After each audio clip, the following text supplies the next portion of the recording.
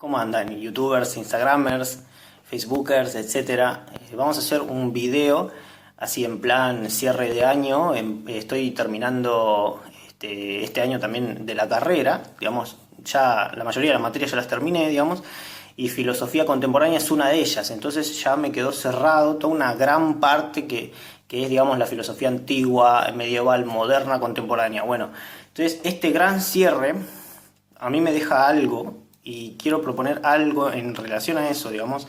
Ya no soy el mismo Samu que cuando empecé a investigar todo esto. Entonces es como para decir, bueno, ¿qué es lo que me deja o qué es lo que propone, qué es lo que nos muestra todo esto en resumidas cuentas? Bueno, en principio, un gran cambio de metodología en la filosofía. Eso es quizá no muy escuchado, pero yo creo que hay que cambiar la metodología, es decir, la filosofía hay que hacerla más práctica, se ha vuelto muy teórica, me parece que no va por ahí, me parece que en ese sentido hay que hacer un revival, es decir, parezco conservador en ese sentido, hay que volver a una filosofía práctica.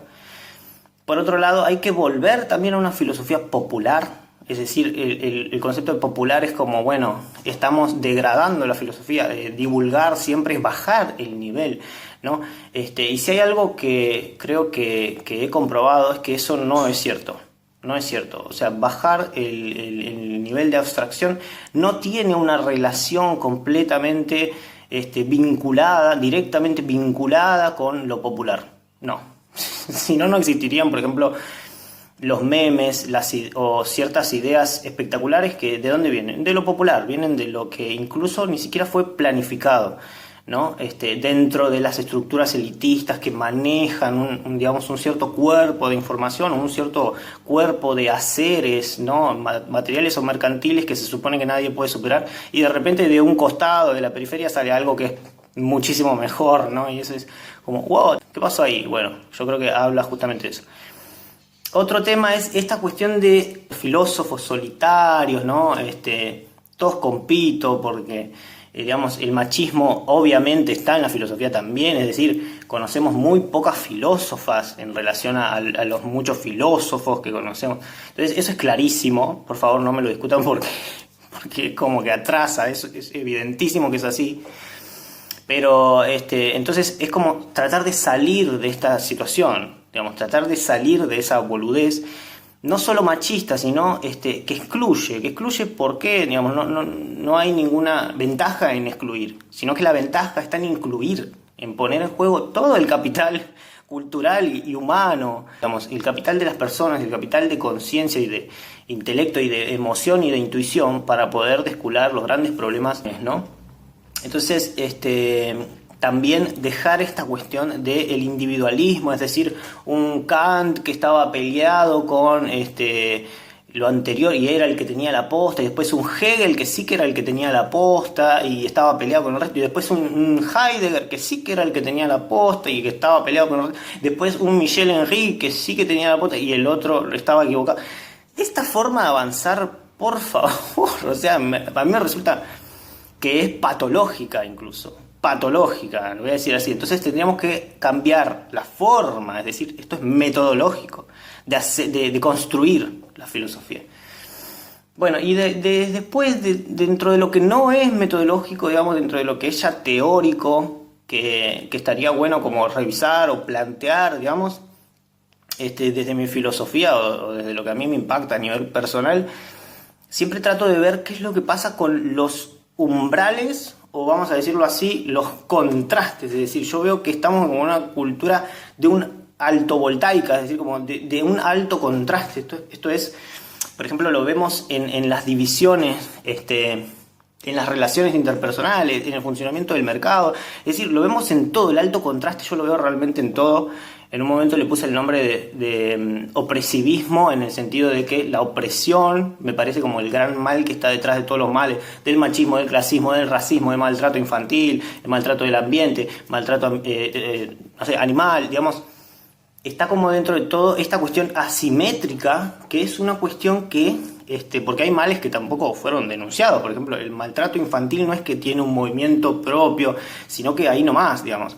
Entonces, quiero decir, esta cuestión de los contrastes, me parece que es algo que nos limita muchísimo, y mi filosofía teórica, digamos, pesada, viene por ese lado, es decir, va por ahí, va por el lado de integrar, de buscar puntos medios, es como volver a una frónesis, volver a esta cuestión del equilibrio en términos de Aristóteles, como de, incluso esta cuestión aristotélica de dejar las cosas libradas, es decir, las preguntas a veces no las podemos resolver.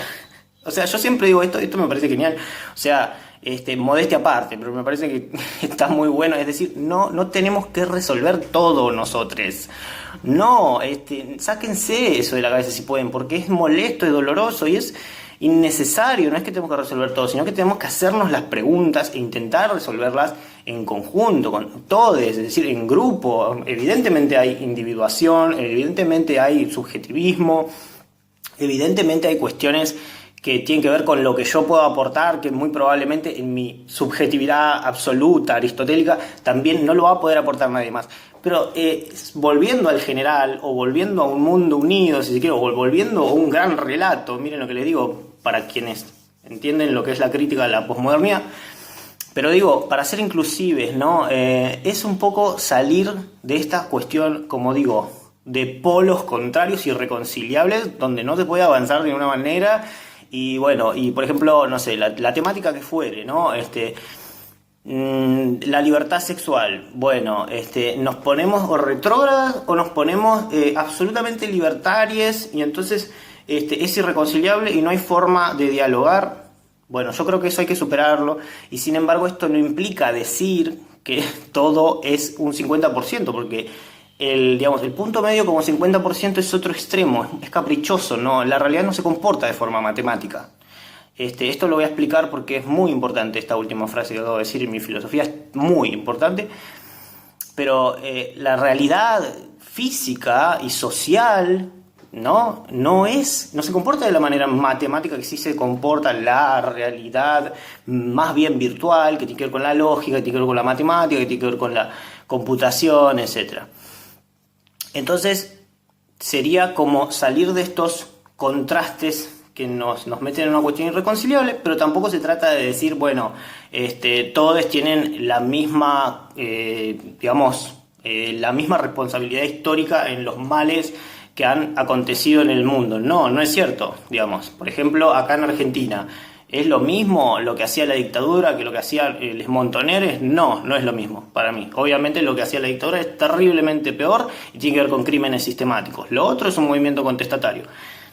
¿Sí? Entonces, si tenemos que ver en cuanto al comunismo, el capitalismo está haciendo mierda al mundo ahora y lo viene haciendo históricamente. El comunismo es un movimiento contestatario que nunca llegó a imponerse de forma global y que se cobra también sus muertes. Entonces, quien niegue esto, quien niegue los problemas del estalinismo, por ejemplo, y va a estar otra vez polarizándose al pedo, porque no es una lucha que no es nuestra lucha.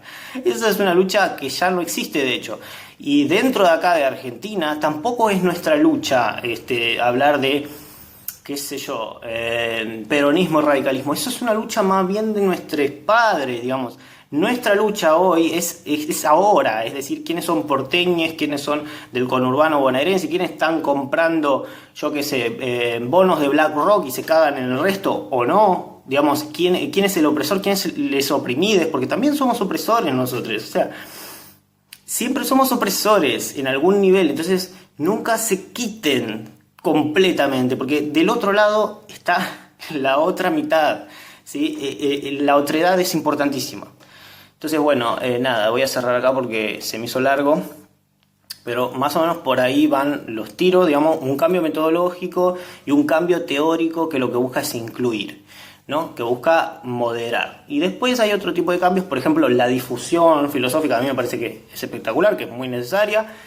Deleuzianamente podemos decir que es importante dejar un poquito atrás los libros, porque la gran mayoría de las personas no lee libros y no es la única forma de leer tampoco.